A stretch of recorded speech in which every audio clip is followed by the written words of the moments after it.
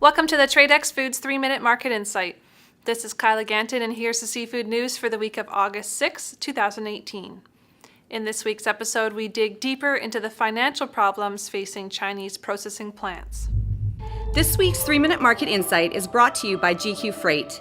GQ Freight, an industry leader, recognizing that real-time GPS tracking of your refrigerated truckload shipments is no longer a luxury, but a necessity.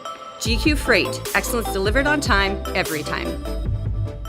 China is still the world's largest seafood producer, increasing seafood production by 1.4% year to year to almost 70 million metric tons in 2017.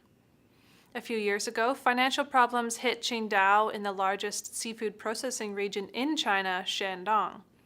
Many of the biggest plants in the region shut down after being unable to secure loans from their banks during the financial crisis. We can see this now in Dalian, where banks are beginning to be extremely cautious with loans to seafood processing plants, citing the fish business as a high risk.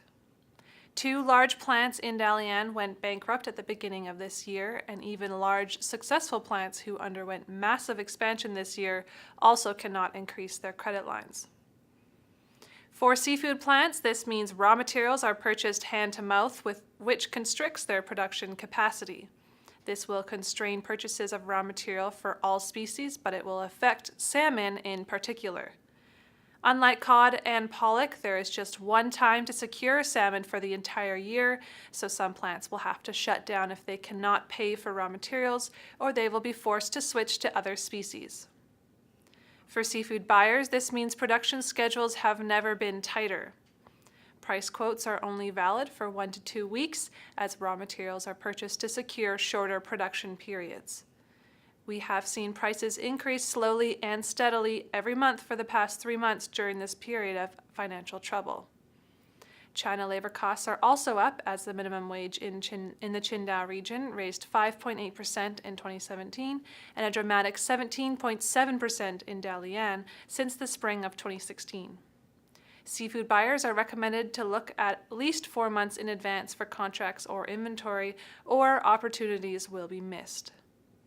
And lastly, the proposed 25% tariff on Chinese seafood products into the USA from the Trump administration could disrupt the entire supply chain.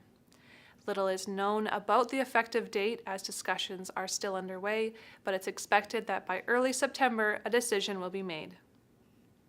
To wrap this episode up, our Tradex Live offer of the week is for 8 to 16 ounce Sinbad Pacific cod fillets.